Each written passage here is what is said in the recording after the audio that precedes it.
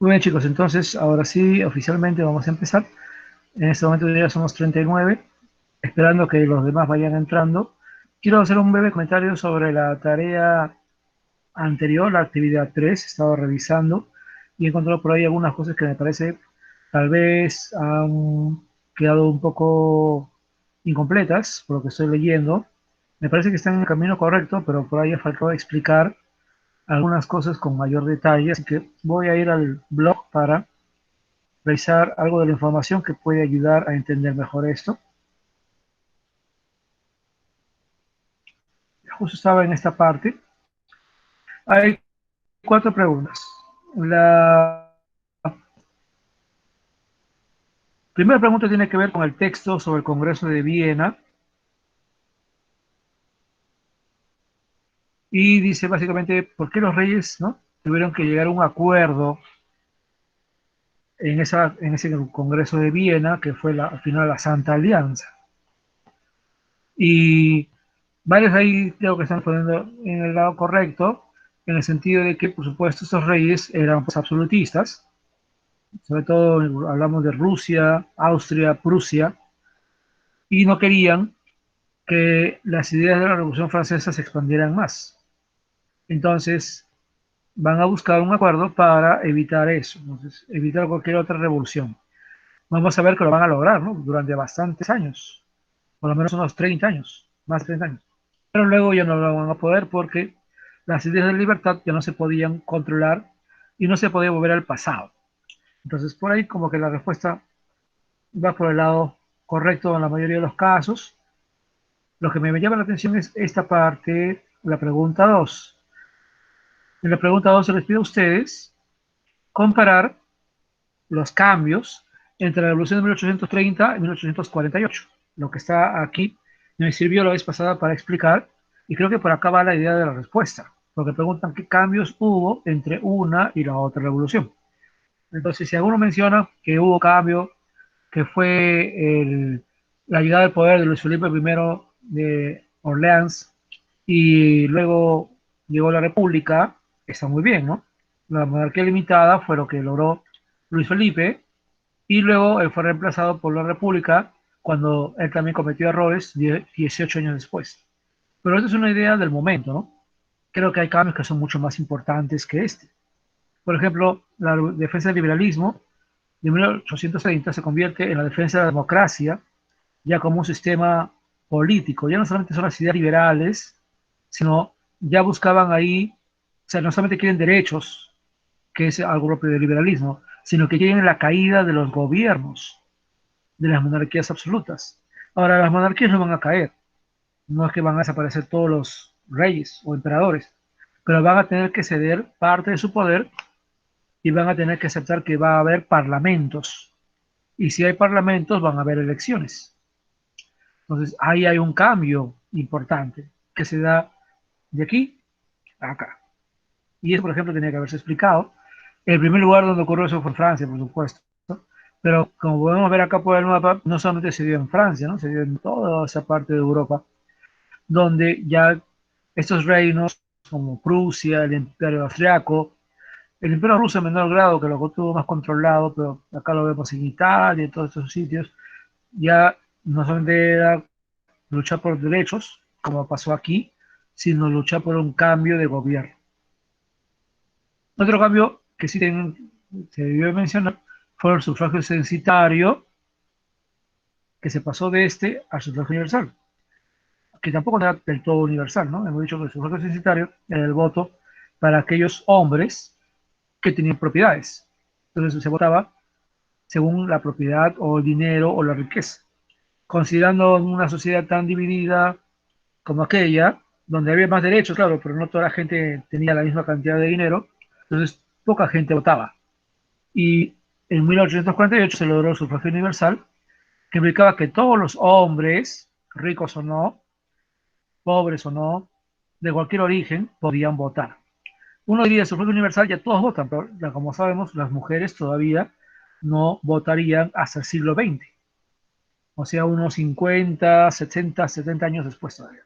Y en nuestro caso, todavía faltaría de este año un siglo más todavía, ¿no?, como vamos a ver el día de hoy. Soberanía nacional, eso sí, porque recuerden que en esta época hay mucho movimiento nacionalista en Italia y en Prusia por la unificación, ¿no? Eso sí se mantiene. La libertad de prensa como un elemento fundamental, por supuesto. La igualdad jurídica para la desigualdad social de 1830, reconocer que todos somos iguales, pero económicamente no. Políticamente sí, pero económicamente no. Va cambiando a la crítica de la desigualdad social, económica y cultural entre las clases, la crítica de la economía, la crítica de la pobreza y la falta de educación. Y como dijimos ya, la monarquía limitada, la república, ¿no?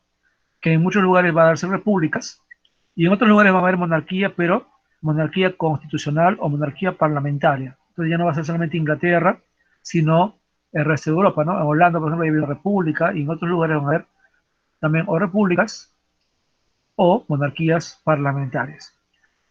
Ahora, la pregunta 3, por ejemplo, yo he visto que ha faltado explicar en muchos todavía. En la pregunta 3, otra pregunta decía, ¿qué cambios o qué diferencias y semejanzas hay entre 1848 y el Perú actual?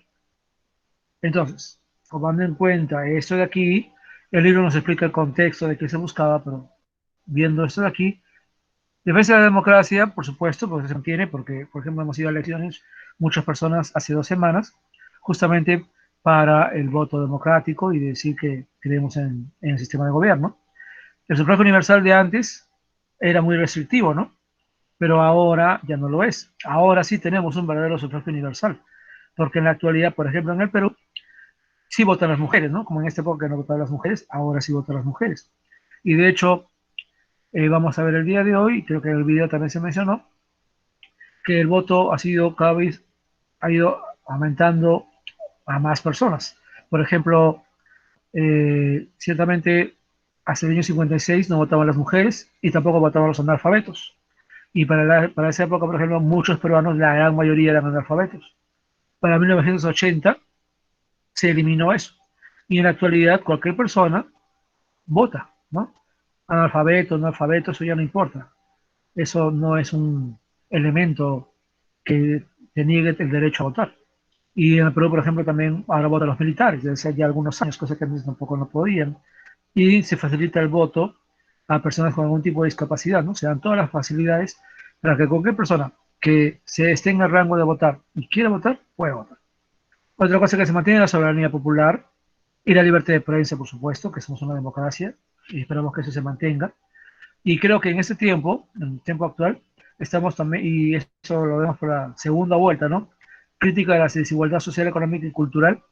Por ejemplo, sabemos que un candidato en la segunda vuelta propugna esto, ¿no? Como su elemento para lograr más votos. Entonces, y creo que en general todos estamos de acuerdo en que hay mucho que criticar en la actualidad, ¿no? El COVID, como muchos han dicho, ha demostrado nuestra terrible desigualdad social, económica y en aspecto cultural, bueno, también uno porque al educarse pues tienes que tener internet, tienes que tener una computadora, aunque sea un celular, y si no tienes eso o no tienes electricidad, peor aún, no te vas a poder ni educar. Entonces, este tipo de cosas de la crítica, por ejemplo, ahora, también es algo que nos une a esa época, de una manera diferente, claro, es otra época, otro tiempo, otro lugar, pero el destino nos ha llevado a que en esta época, por la pandemia, esto haya tomado mucho más fuerza, ¿no? Sin la pandemia de repente menos, porque sin la pandemia mucha gente seguiría trabajando, ustedes y yo estaríamos en el colegio, y bueno, la gente se ganaría la vida, algunos mejor que otros, ¿no? Y de repente esto no se sentiría tanto, pero la pandemia ha afectado tanto a nuestra sociedad y al mundo, que esto ahorita resalta mucho y no se puede negar tampoco, ¿no?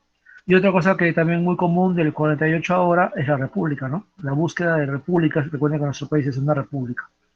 Por ejemplo, ese tipo de cosas era lo que yo creo debía haber más en la respuesta. Y creo que por ahí han ido varias cosas, pero como que ha faltado. Ahora, la otra pregunta y la última era la que tiene que ver, y con ese acabo de esta parte, con el texto de Mazzini, que parece que a algunos nos ha mareado y lo han puesto algo muy literal, ¿no? Lo que Mazzini dice, básicamente, es que para él los italianos tienen mucho que los une. Y él dice que ellos son una nación, porque entre otras cosas, por ejemplo, tienen una misma historia, tienen un mismo idioma, tienen una cultura propia, ¿no? Tienen algo que los une. Sin embargo, no son unidos. Como se ve acá en el mapa, están divididos en 8 reinos y Austria, que es otro país que no es italiano, está metido en Italia. Entonces, él dice, ¿no? ¿Somos o no somos una nación? Por eso el texto, en la pregunta, o lo que ustedes tienen que decir era, ¿cuál es el cuestionamiento de Mazzini a la idea de la nación de Italia? Porque él dice, ¿no? Tenemos todo para ser una nación, pero no lo somos, porque estamos divididos. Entonces ahí está cuestionando ese aspecto, porque tienen todo para ser un país y no lo son. Son 8 países diferentes, separados, ¿no? Entonces, ese era el punto que había que analizar y creo que he visto, lo que yo he leído mucho es partes textuales del texto, pero que no explican. Entonces, copiar cosas del texto no es igual a responder la pregunta, no necesariamente. Y en este caso, no he visto eso del todo, ¿no? Como que se queda a medias la respuesta, porque falta justamente explicitar ese punto que Massine critica, que son una nación y a la vez no lo son, porque les falta la unidad, ¿no? Y él critica eso. Muy bien. Entonces, eso era lo que quería comentar de la tarea anterior. Ustedes ya van a ir recibiendo el día de hoy, en el transcurso de un par de horas.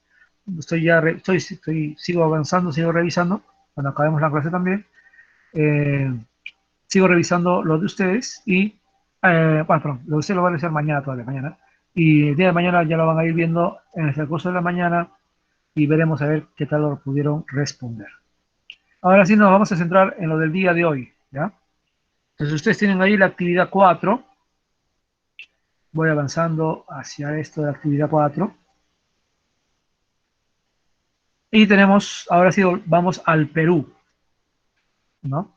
Y está muy bien porque, bueno, ya tenemos un contexto, ¿no? El contexto mundial, hemos visto en el siglo, bueno, europeo en todo caso, en el siglo XVII, estamos con el absolutismo, cuestionado hasta el siglo XVIII. En el siglo XVIII llega la Ilustración y cambia todo con la Revolución Francesa. Ya en el siglo XIX, esta revolución se da y continúa con las revoluciones liberales. Entonces, para 1848, el absolutismo ha sido derrotado en Europa, no en todos lados, ¿eh? Como dije la vez pasada, en Rusia siguió hasta el siglo XX todavía, pero en el resto de Europa, en gran parte, sobre todo lo que es Europa occidental, realmente hubo un cambio, porque ya los reyes no podían hacer todo, tenían que, lo que ellos querían, tenían que haber parlamentos, había constituciones, había elecciones, no para elegir al rey, pero sí para elegir al parlamento. Los reyes todavía eran dinásticos, pero ahora su legitimidad estaba en el respeto a una constitución. Entonces el absolutismo, por lo menos en Europa occidental, ya va a ir desapareciendo. Y en algunos países surgen repúblicas. Y todo esto de acá se traspasa también al Perú, porque el Perú pues no es extraño a todo esto. Ya comentamos que la Revolución de 1820 influyó en nosotros también positivamente. Y las ideas de todo lo que pasaba aquí también nos van a afectar. Pero para entendernos bien ahora nosotros, vamos al virreinato, porque en el siglo XVII y hacia el siglo XVIII y inicios del siglo XIX éramos parte de España. Entonces el texto 1 y 2 trata de esto, ¿no? Del virrey. Y como ven acá, aquí prácticamente para entender dónde estaba el virrey en el sistema de gobierno español, como ven acá en este esquema. Pero creo que no he compartido, ¿no? Me estoy confundiendo ya. Un ratito.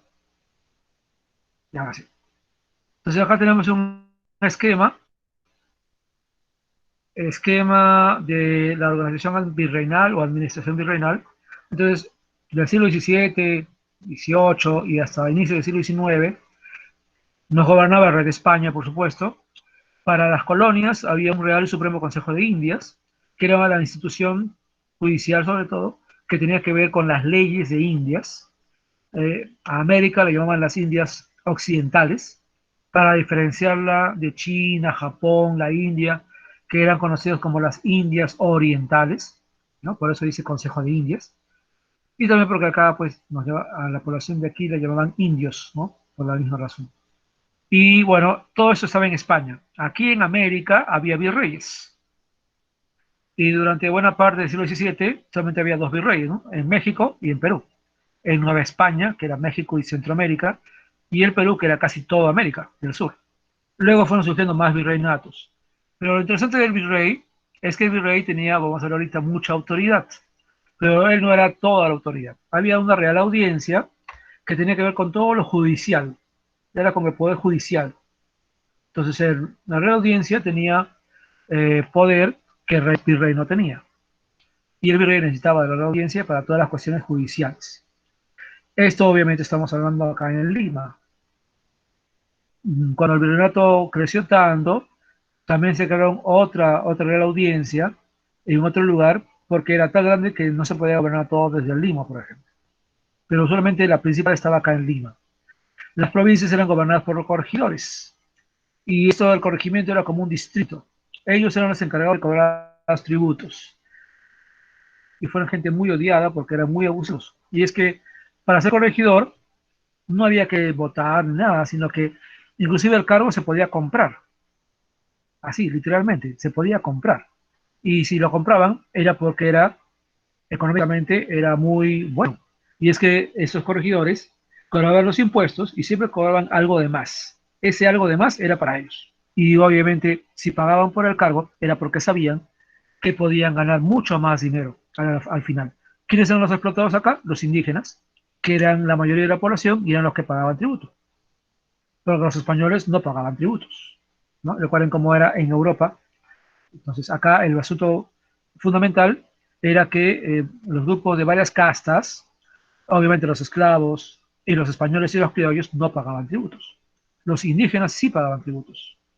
Entonces, el corregidor se enriquecía con ellos. Y como tantos abusos que hubo, también hubo muchas rebeliones contra ellos. Recuerden nada más que Tupac Amaru, en 1780, siglo XVIII, inició una rebelión y la primera cosa que hizo fue justamente colar a un corregidor. Entonces, en gran parte su rebelión fue contra ellos. Y justamente por eso, después de la rebelión, los corregidores fueron reemplazados por los intendentes. Las intendencias eran como provincias. Y ustedes pueden ver acá las primeras intendencias que tuvo el Perú, que van a ser las primeras departamentos, cuando ya el Perú consigue ser independiente. Y de estos de aquí van a surgir todos los demás que tenemos hasta el día de hoy.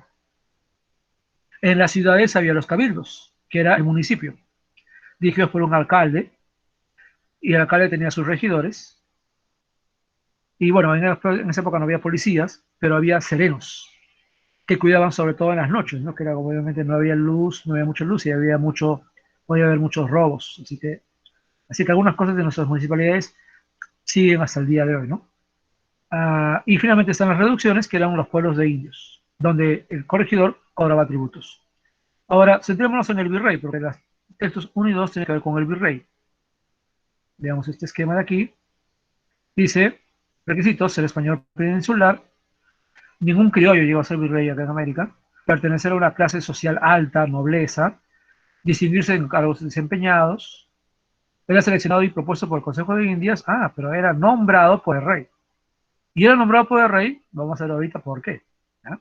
Sus poderes, miren, tienen un gran poder político, la máxima autoridad, representante del rey, legisla, o sea, en esa época no había un congreso.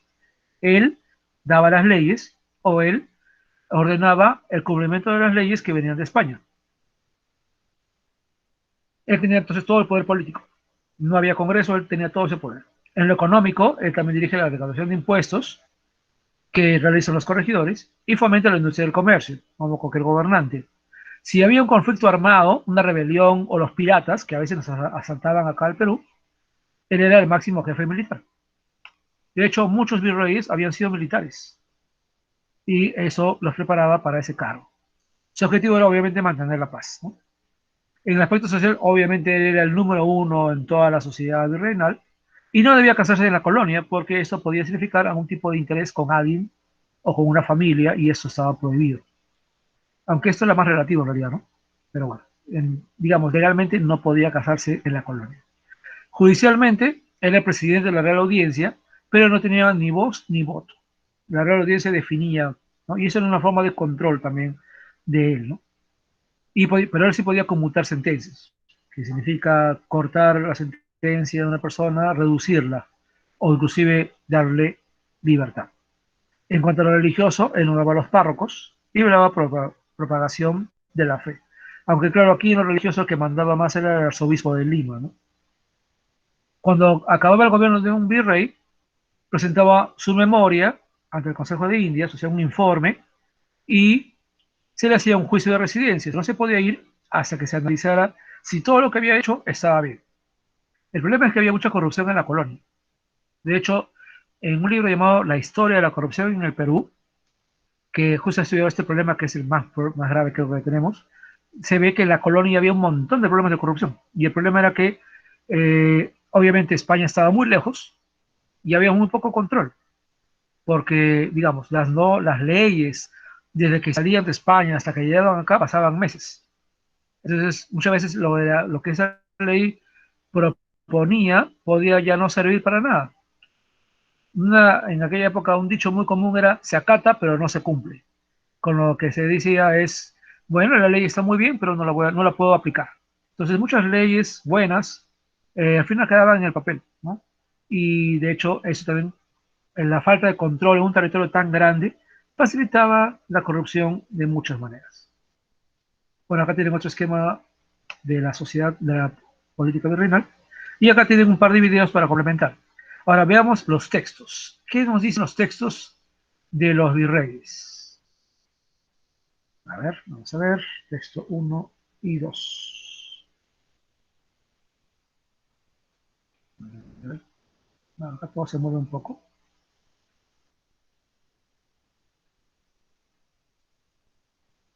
Ya, vamos a presentar el texto.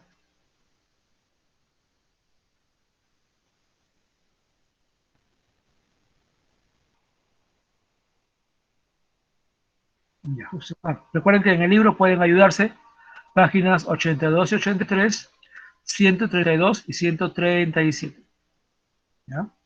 La, texto uno y 2 con la 82 y 83 y textos 3 a la 6, 132 y 137 que les van a dar un contexto, una idea de lo que se explica ahí, por lo menos de la parte del libro actual, ¿no? Porque hay partes del siglo XX que no están en este libro.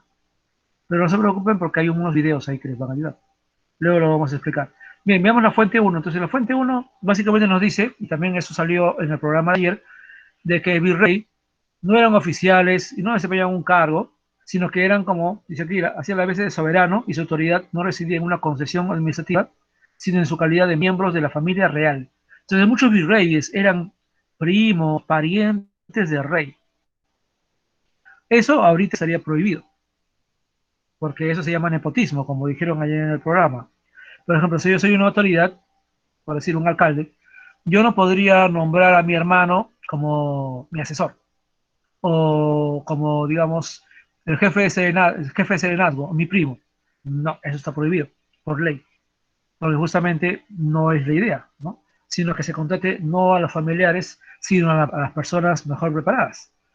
Entonces, obviamente eso en un país democrático se respeta, pero recordemos que en el virreinato pues no había democracia. Así que el rey nombraba como virreyes a sus familiares de confianza, ¿no?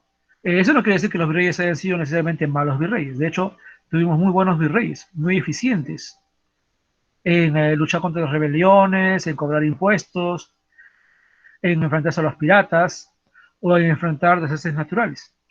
Y eso demuestra pues que no todos eran pues simplemente por ser parientes, pero ese era un elemento fundamental, ¿no?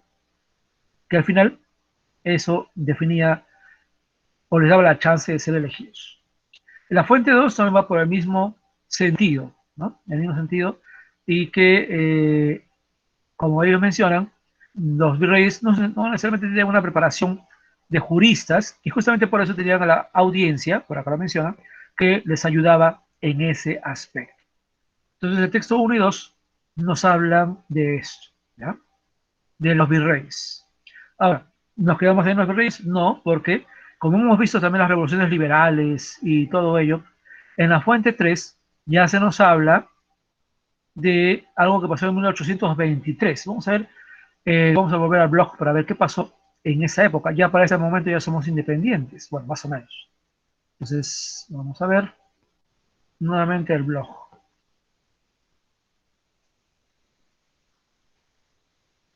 Muy bien, entonces, Tengo acá esta línea de tiempo y miren que acá dice Corriente, San Martín, Corriente Libertador del Sur. A ver, entonces recordemos, el virreinato duró hasta 1821, bueno, 1824, ¿no? Prácticamente, porque, y acá vemos esta parte, ¿no? Para ubicarnos. Entre todo el momento del virreinato hubo muchas rebeliones, primero de indígenas y luego también de criollos, castas. Todos los grupos sociales participaron en las rebeliones. Lamentablemente todas las rebeliones fueron derrotadas, porque el Perú era el centro del poderío español. Entonces, para la liberación tuvimos que recibir la ayuda, y en este caso fue la ayuda de San Martín, que en 1817, de lo que ahora es Argentina, ¿ya?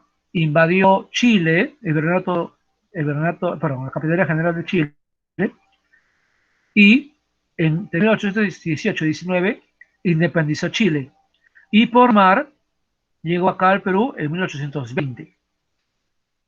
Cercó Lima y inclusive intentó negociar con el virrey, en ese caso era el virrey Joaquín de la Pezuela. San Martín quería lograr la independencia de manera pacífica y este virrey dialogó con San Martín, pero no se pusieron de acuerdo porque obviamente el virrey no podía pues ceder tan fácilmente. Pero las negociaciones hicieron que los españoles, sobre todo un general llamado La Serna, dieron un golpe de estado y y él se nombrara como nuevo virrey. La Serna era un general, era un militar. Entonces, aquí hay un cambio, ¿no? Porque la Serna no era pariente del rey ni nada por el estilo. Él toma el mando porque Lima está cercada por San Martín. Y de hecho, todo el norte peruano se proclamó la independencia, de lo que ahora es Tumbes, Piura, La Libertad, Lambayeque, Ancash, inclusive Cajamarca, todas esas zonas fueron las primeras que apoyaron a San Martín. Entonces el virrey La Serra se retiró de Lima y fue ahí cuando San Martín entra a Lima y proclamó la independencia. Ya para eso estamos en 1821, en julio, y el proclamó la independencia el 28 de julio, ¿cierto? Y ahí inició un gobierno llamado el Protectorado. Y la idea de San Martín era traer aquí al Perú un rey de Europa, no de España, sino de Europa, un noble que quisiera ser rey acá, porque él veía que acá en el Perú había muchos nobles, y había muchos criollos que eran nobles, y que no estaban dispuestos, según lo que él veía, a ceder su poder, porque en una república no va a haber nobles, ¿no? Entonces, él pensó que lo mejor para el Perú era que el Perú se convirtiera en una monarquía constitucional. Pero esa idea no le va a gustar a mucha gente, entonces van a comenzar a haber mucha resistencia y por eso se va a dar cuenta que su plan no va a funcionar. Por eso, antes de irse, en 1822 se fue él, o sea, no duró ni un año, duró, mm, sí, un poco más de un año en realidad, un poco más de un año. Entonces, él antes de retirarse hizo muchas cosas, ¿no? Creó nuestra primera bandera, nuestro primer escudo, él creó el ejército peruano, él creó la marina peruana, él fundó la Biblioteca Nacional, en fin. Y antes de irse, lo que él hizo fue convocar el primer Congreso Constituyente. O sea, nuestro primer Congreso también lo convocó él. Y justamente ese Congreso sería el que, cuando él se va a designar como gobernante a la Suprema Junta Gubernativa del Perú, que ustedes ven acá, lo estoy indicando acá con el cursor.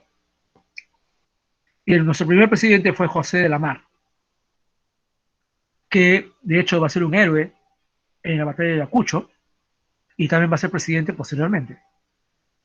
Y el problema de esta junta gubernativa es que va a ser muy inestable.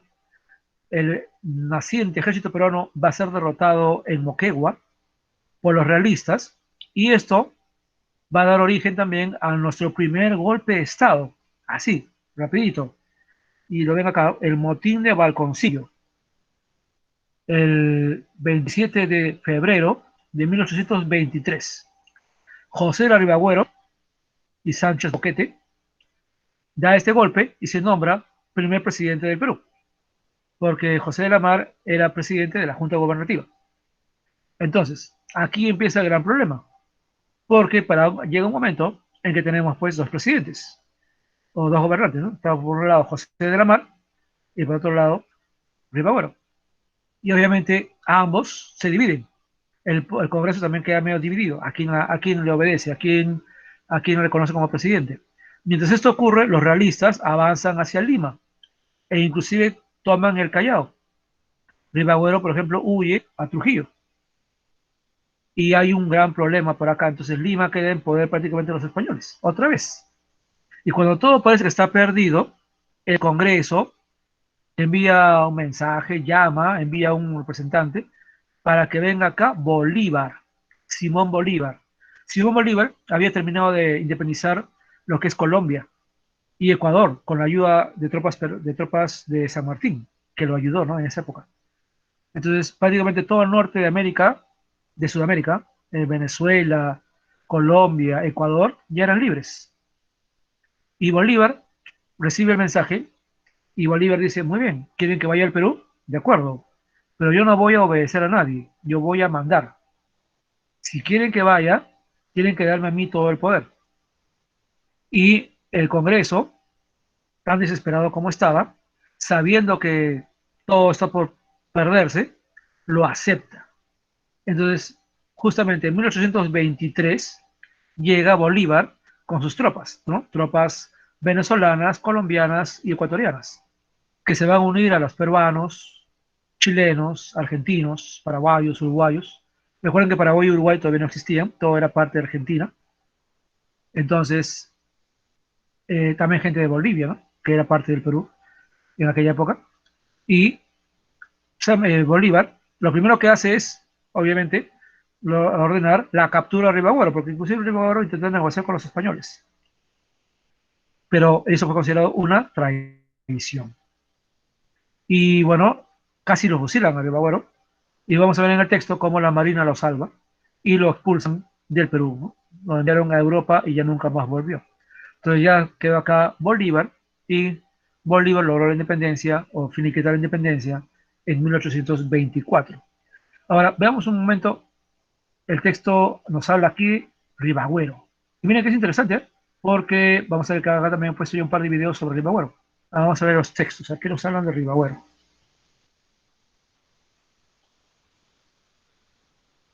Bien, la fuente 3, justamente nos habla, ¿no?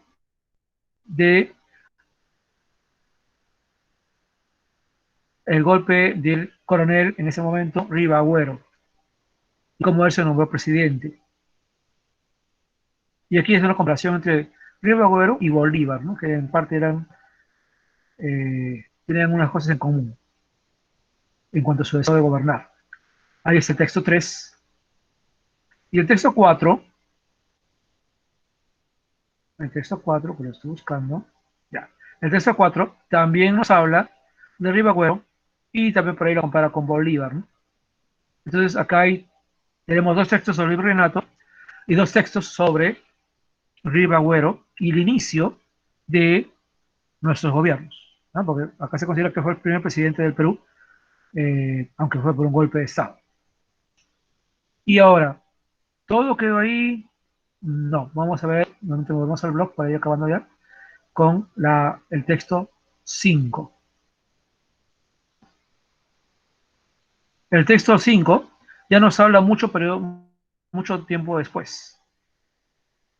Ahora, por ejemplo, acá hay un par de videos de Ribagüero que sería muy bueno que lo lean para conocer más al personaje, ¿no? En este caso es del Ministerio de Relaciones Exteriores y esto es de la República, que según parece ha hecho se hizo una serie de programas sobre personajes de la independencia. Acá ven ustedes el capítulo 4, Ribagüero, ¿no? Un líder peruano.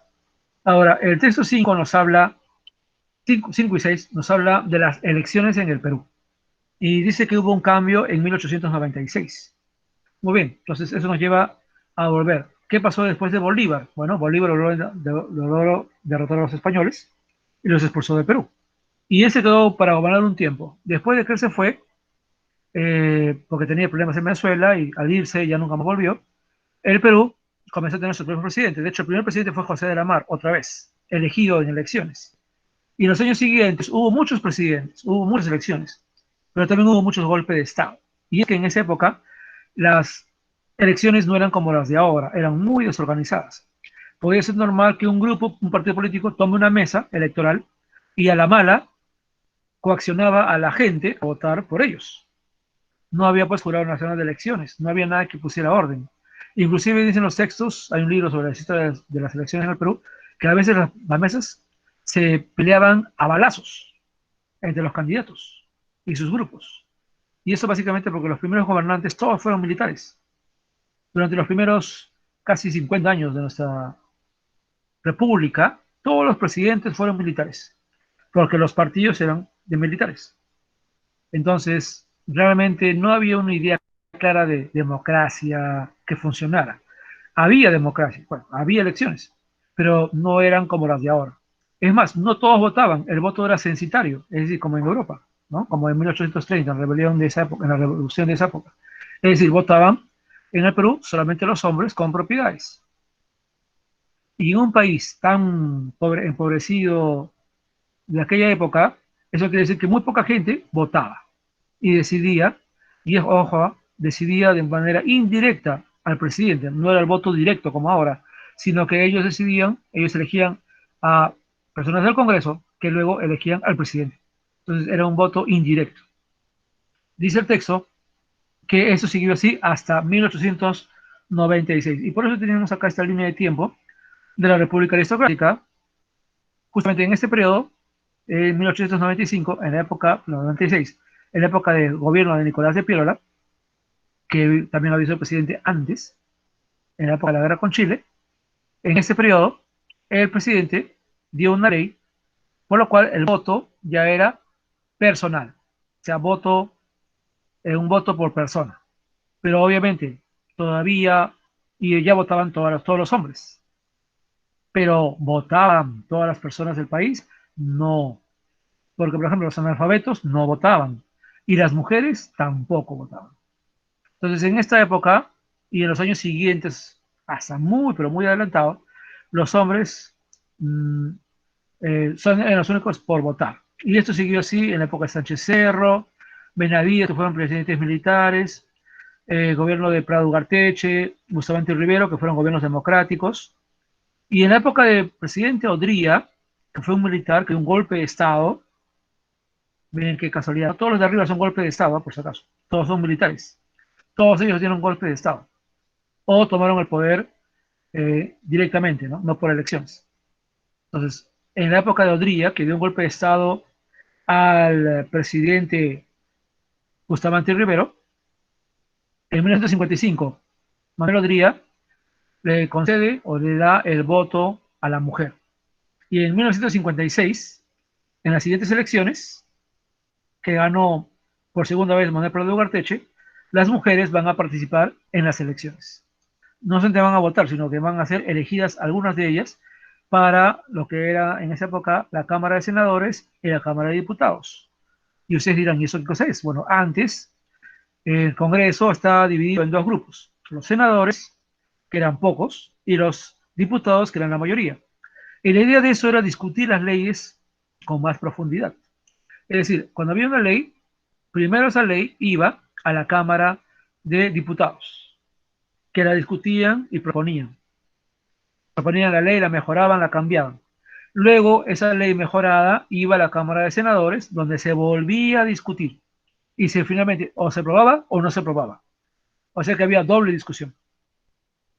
Este sistema duró hasta 1993, cuando el presidente Fujimori eliminó ese sistema y tenemos lo de ahora, ¿no? Que es un solo grupo de congresistas. El gran problema de este sistema actual es que el Congreso pues debería dialogar y discutir las leyes, pero como ustedes han visto, el Congreso actual es muy conocido por casi no discute nada, aprueba todo a rajatabla y casi sin discusión, o sea, ellos se ponen de acuerdo en algo y nadie objeta, nadie analiza, votan así. Por eso leyes express, como lo han llamado, ¿no? Leyes express. O sea, en un rato, a veces cosas importantes que deberían discutirse y analizarse con calma, no lo hacen. Bueno, en esa época las primeras mujeres van a ser elegidas en 1956 en la Cámara de Senadores y Diputados. Y bueno, ¿y con eso mejoró todo? No, porque para esa época todavía no votaban los analfabetos. Y en el Perú de aquella época todavía había muchos analfabetos. Entonces, En los siguientes gobiernos de Belaúnde, que fue derrocado por Velasco Alvarado, socialista, y que fue, a su vez fue derrocado por Morales Bermúdez, después del desastre económico de ese gobierno socialista, Morales Bermúdez, que es un general, dio paso a la democracia. Y en 1980, Belaúnde volvió al poder. Y una cosa que hizo, o que se hizo antes de que él llegara al poder, fue elaborar una nueva constitución. Y en esa nueva constitución, la de 1980, ahí sí se declara el voto a todos, analfabetos incluidos. O sea, ya no había ningún tipo de limitación. Miren, a nosotros nos costó mucho lograr eso, ¿ya? Hasta recién en 1980. Y en los años siguientes, de este 80 a la ahora, eh, se está ampliando el voto. Por ejemplo, antes no votaban los militares ni policías, ahora también pueden votar. Y por ejemplo, se facilita o se ayuda para que voten también todas las personas con discapacidad, ¿no? Si quieren votar, que tengan la posibilidad de votar, ¿no? Antes no se hubiera ni siquiera considerado que ellos debían votar. Bueno, acá hay una pequeña infografía sobre el derecho a la lucha de la mujer peruana por el derecho al voto, que fue muy antigua. Ya se hablaba del derecho a la educación en 1874, y bueno, acá no lo menciona, pero en 1931 fue, según entiendo, la primera vez que se planteó el voto femenino. Pero en esa época, los senadores y diputados dijeron que la mujer no debía votar porque no estaba preparada para algo así, ¿no? Y recién, como pueden ver, año 56. Acá está. Ahora, de esa época a ahora, ha habido grandes cambios, ¿no? Y acá tienen también ustedes unos videos sobre el sufragio femenino, en este caso. Una de, sucedió en el Perú, programa de Canal 7 que trata de temas históricos. Ahora analicemos ya para acabar el texto 5 y 6.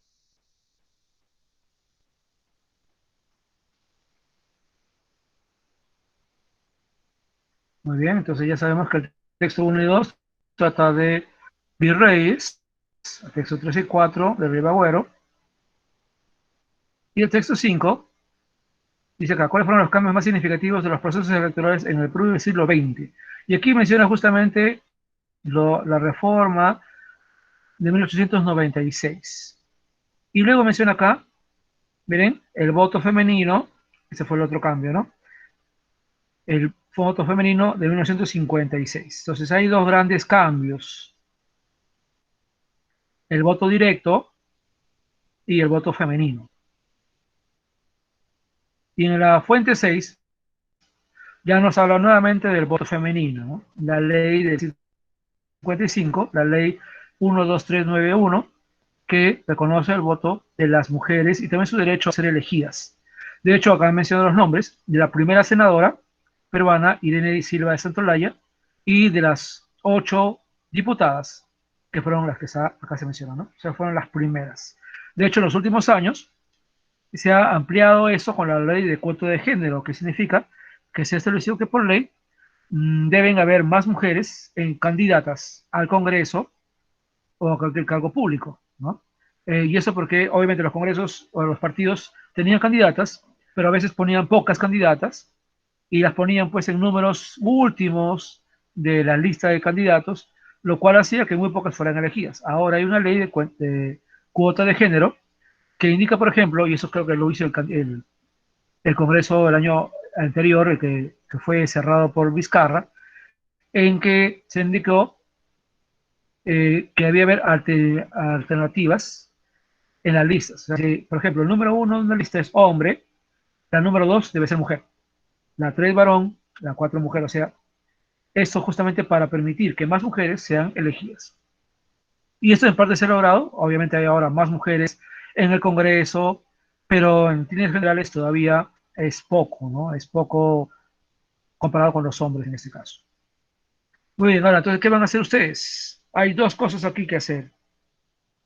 Primero van a hacer este muy parecido a la actividad uno, ¿ya? Que era sobre el absolutismo. Entonces, van a completar un cuadro comparativo, ¿ya?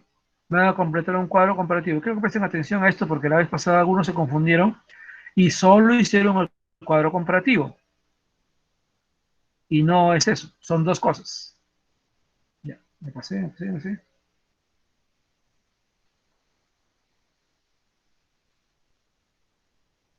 ¿Dónde está el cuadro comparativo que debería ser por acá?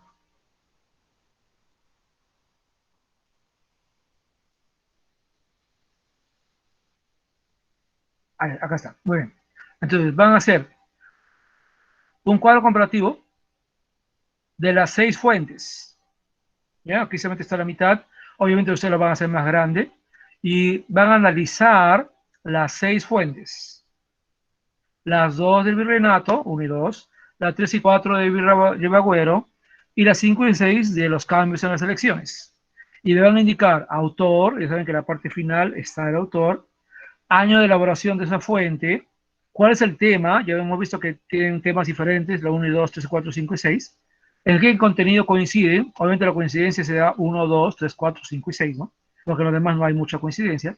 ¿Y qué otros contenidos ofrecen las fuentes? ¿De qué otra cosa nos hablan, aparte de lo que coincide o el tema? ¿Ya? ¿Qué otro detalle nos da? Eso es esta parte de qué otros contenidos. Ahora bien, una vez que han hecho el cuadro, se asume, yo imagino, que han podido comprender mejor los textos. Y en base a eso, van a hacer lo siguiente, ¿ya? Van a escribir, y miren que está aquí, ¿ya? Van a escribir sus primeras ideas sobre cómo se realizaba la designación de autoridades durante el virreinato e inicios de la República. Lo que quiero es que establezcan semejanzas y diferencias de cómo se designaba autoridades desde la época del virrey hasta el siglo XX. Y ya lo estamos viendo, ¿no? Virreyes, cómo eran elegidos, cómo se hacían las elecciones en 1800, cómo pasó, o qué pasó con Agüero y el gobierno, cómo si, y cómo hubieron cambios en las elecciones en el documento, en el texto 5 y 6, ¿no? Con el voto a todo, voto libre, el voto directo, y también con el voto a las mujeres. Entonces, eso es lo que ustedes tienen que hacer, son dos cosas. Esto de aquí, eso, donde dice finalmente, esta es la segunda parte, y lo otro es el cuadro. Muy bien, ahora tengo que preguntar como siempre, ¿se ha entendido? Porque la vez pasada he visto cosas, como dije, que no me ha parecido que hay falta. ¿Hay alguna duda?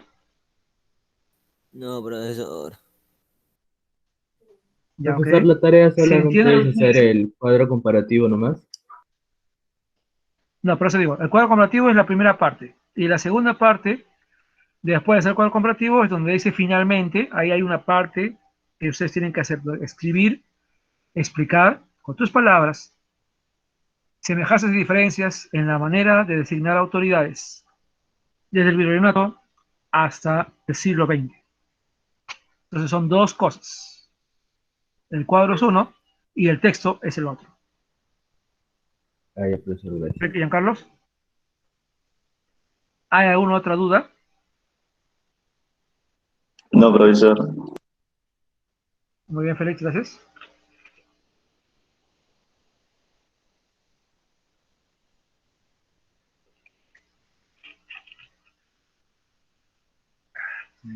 Ya. A ver, eh, si no hay más dudas, quiero explicar algo. Voy a presentar aquí con la cámara. Ya, a ver, entonces, varias cosas que aclarar, ¿ya? Primero que todo, la tarea se envía, lo ideal es para el día viernes, ¿ok? Siempre son los días viernes. Primero que todo, quiero felicitar a los que están a tiempo, están enviando regularmente. Eso es muy positivo, me facilita a mí mucho las cosas. Y creo que también para ustedes, porque ya, digamos, van acabando las cosas como van llegando. Quiero pedir nuevamente a aquellos que, por haber razones, no están entregando las actividades. Tengo un grupo, ya lo comuniqué también a los tutores, que no han entregado la evaluación diagnóstica, la actividad 1, la actividad 2. Aún no reviso la 3, pero tal vez aún no lo han hecho, porque ya estamos en la 4, ¿no? Hoy día. Entonces, les animo a que envíen, a que ya vayan haciendo esas tareas y no permitan que se junten. ¿Bien? Ya la próxima semana acabamos ese asunto de la participación democrática y en mayo vamos a estar viendo economía, que es un tema muy importante ahora por todo lo que estamos viviendo. Estamos en una crisis que nos ha llevado el COVID, así que vamos a estar viendo varios temas acerca de eso también. Así que no quisiera que se junten temas diferentes de economía con historia, así que hagan lo posible por ponerse al día, los que están faltando. No tienen que enviar todo de una vez, pueden ir enviando uno por uno, pero vayan haciendo. Lo importante es que vayan haciendo, que no dejen que se junten tantas tareas. Por otro lado, y por lo que estoy leyendo de las tareas anteriores, los animo a que si tienen alguna duda, consulten, bueno, lean bien, vean el blog, van a tener la videoconferencia, van a tener, tienen el libro, entonces resuelvan las preguntas. Pero si tienen aún alguna duda, de repente en este momento no, pero leyendo los textos, algo por ahí, no lo entienden muy bien o tienen una idea y no saben si está bien, no están muy seguros, los animo a que se contacten conmigo. Hay varias formas. Primero que todo, el correo. Me pueden escribir un correo y en cuanto yo lo lea y tenga el tiempo libre, yo lo respondo. Yo siempre estoy en línea, usualmente salgo muy poco porque es cuestión importante de salir mucho.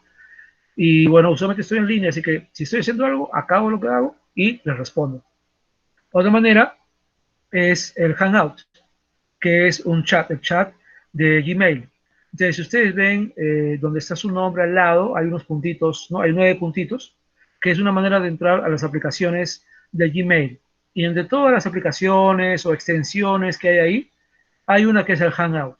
Entonces, ustedes pueden entrar ahí y van a poder hacer un chat, ponen mi correo, el correo corporativo, y yo voy a recibir el mensaje de invitación de ustedes, yo obviamente voy a aceptarlo, y ustedes me pueden preguntar, vamos a abrir el chat, y me pueden hacer una pregunta, y como igual, ¿no? Si yo estoy disponible en ese momento, o en cuanto acabe lo que estoy haciendo, yo respondo y podemos ir conversando por el chat. Si tienes alguna duda de algo, o crees que algo está tal vez bien, pero quieres asegurarte, puedes seguir escribir, y yo te diré si vas por buen camino o qué te falta, ¿ok? Porque lo importante es eso, estar bien, haciendo bien las cosas. Otra manera es el WhatsApp. Ya ustedes tienen mi número, y como ya varias personas también, o algunos papás, me escriben a mi número, ¿no? Me incluyen en su WhatsApp y me preguntan y yo les respondo igualmente. Entonces, por favor, no se queden con la duda. De repente ahorita ya se entendió todo y más tarde o mañana, cuando comiencen a leer, comienzan a ver las dudas. Normal, entiendo. Pero no se queden con la duda, consulten, porque como he mencionado, he leído preguntas que están por el camino correcto, pero falta algo. Y eso algo es haber comprendido mejor los textos o lo que yo expliqué. Entonces, yo en realidad estoy explicando de tal manera que pueda ayudarles a responder la pregunta. Entonces, si eso no se logra, es que por ahí algo está faltando, algo está fallando, y por eso, nuevamente insisto, pregunten. ¿Ok? Finalmente, nuevamente felicitar a los que están avanzando, animarlos a respetar las normas que tenemos ahora, no salir mucho. Estamos en el peor momento del COVID, de la segunda ola, así que mientras estemos en casa, mejor. Y si salimos, ya saben, mascarilla, protector facial. No será pues, no hay nada más que decir, si no hay más dudas por ahí. Entonces, saludarlos, felicitarlos por su participación. Hoy día somos 43. Un momentito vamos a ver la lista. Ya estamos pasando la lista virtualmente. Perfecto, ya tenemos la lista. Son unos 43 juntos todos. Muy bien, chicos. Como siempre, gracias por estar aquí en la videoconferencia y espero que sigamos trabajando, avanzando, cuidándonos. Ya me voy despidiendo aquí entonces. Más tarde les voy a enviar el enlace de la dirección para que puedan acceder si quieren otra vez a la videoconferencia. Y también voy a subir el video a mi blog, el video del programa de ayer de Aprende en Casa, por si quieren volver a revisarlo. Me parece que sirve para la tarea. Y mañana, o perdón, más tarde, lo voy a ir colocando para que lo puedan revisar. ¿Ok? Si no hay mayores dudas, entonces, hasta ahí nos estaremos viendo, chicos. Profesor, Ah, sí, dime, Andrea. ¿me podría explicar de nuevo sobre el cuadro comparativo? Ya. El cuadro comparativo se hace de los 6 textos. Tú ves ahí que en la ficha hay 6 textos, 2 sobre los virreyes, 2 sobre Ribagüero y 2 sobre las elecciones en el Perú. Entonces, lo que tú tienes que hacer en el cuadro comparativo es leer atentamente los 6 textos y completar donde corresponde en el cuadro comparativo. Viendo que, por ejemplo, pueden haber algunas cosas en común en el texto 1 y 2, en el texto 3 y 4 y en el texto 5 y 6. Porque como ya se han dado cuenta, tratan del mismo tema, ¿no? Virreyes, Ribagüero o las elecciones. Pero obviamente hay que analizarlo, hay que ver el autor, en qué año se publicó la fuente, cuál es el tema. Otra cosa nos habla de cada tema, o sea, qué otra cosa nos habla de los virreyes, de Ribagüero o de las elecciones. Todo eso va en la parte final. Hay que analizar el texto, hay que leer atentamente y en la medida en que vas leyendo, vas completando el cuadro que corresponde. Eso básicamente me queda. Y en base a eso, con lo que has entendido de todos los 6 textos, elaboras un texto sobre qué ha cambiado o qué se mantiene de la designación de autoridades desde la época del virreinato hasta el siglo XX. Eso es un texto. 10, 12 líneas, de repente un poco más si pueden. Hay que explicar ahí. Obviamente, si leen bien los textos, van a tener cómo argumentar el texto que ustedes tienen que escribir. ¿De acuerdo, Andrea? ¿Se entiende? Sí, profesor.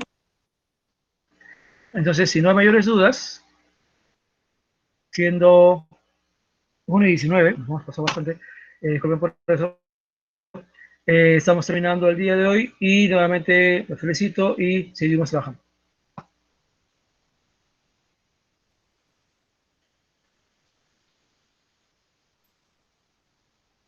Muy bien. Entonces, chicos, nos vamos retirando. Chao, Mucha profe. suerte, Hasta luego, cuídense. profesor. También voy a... Nos vemos, chicos. Adiós. La grabación. Bueno, chicos, cuídense. Ya, bro.